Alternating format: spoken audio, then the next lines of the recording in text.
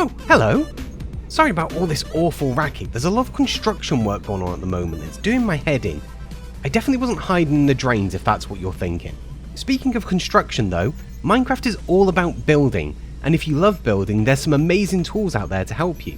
So let's go through 5 of my favourite tools for building in Minecraft, shall we? Alright, let's go. The first tool that any builder should get is WorldEdit. I've used this for nearly a decade, and it really is the most powerful tool in the builder's arsenal.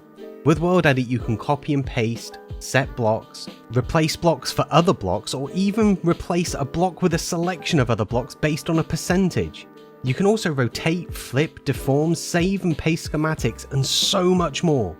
You can also create brushes in WorldEdit, so you can terraform much easier, or just throw down tons of spheres everywhere. It's up to you.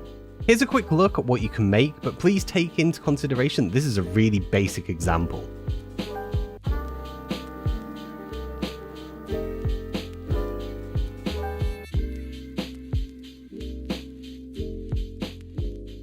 Now, the odds are WorldEdit isn't going to be available to you in survival multiplayer, so you're going to want to create a build world in single player. So how do you get those across to a multiplayer world? Well, here's where the next tool is going to come in handy.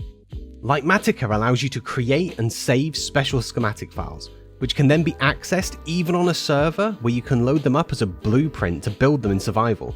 It's honestly one of the most used tools for me on RandomCraft, and almost all of my builds are built in single player and then moved across using this tool. Litematica also allows you to move and rotate your schematic or mirror it, and you can also see a material list so you know exactly what and how many materials you're going to need to gather. There's also a bunch of editing modes which I won't get into here, but it's an extremely powerful tool that's a must-have for survival building, especially if you're doing mega builds. Moving on, the next tool is super helpful. It's called the RandomBlockPlacement mod, which, well, it does exactly what the title suggests. If you want to place a random block palette down, it can be really tedious, especially if you're not using Litematica or WorldEdit. That's where this tool comes in. Simply put all the blocks that you want in your hotbar, turn it on by pressing R, and then start placing blocks, and the mod will start randomizing the placement. And if you aren't going to be using the whole hotbar, you can set it to a custom range by typing /rblock 3, 5 for example, and it will only use blocks from slots 3, 4, and 5.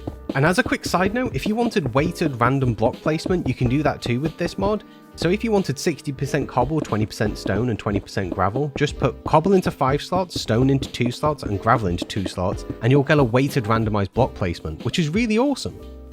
Now, you'd be forgiven for not hearing about LotTweaks, but it's rapidly becoming one of my go-to tools for building. This powerful little mod allows you to change the block reach range. You can even set it so you can place and break and pick blocks from over 100 blocks away. You can also create block groups using LotTweaks add as a command, or just use the ones that are already in there, such as stone bricks to mossy stone bricks, or even cracked, all using LotTweaks reticule select system, which is super handy for saving on inventory space. I'm a bit of a nut when it comes to tidy inventories, and this helps me get the block I need really fast without having to scrub through that horrible default creative menu.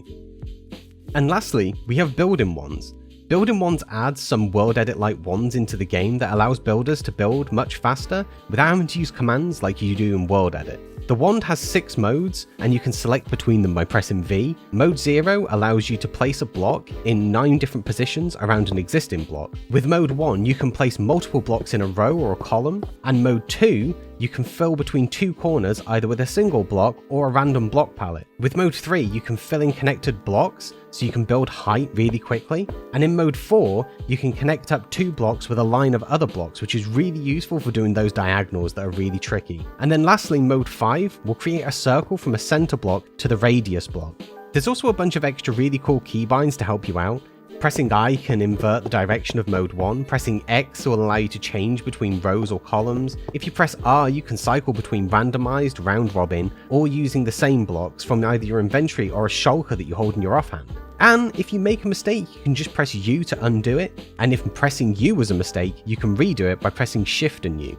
It's a really cool little mod that just allows you to do some of the stuff that you would do with WorldEdit, but without having to remember all of those commands.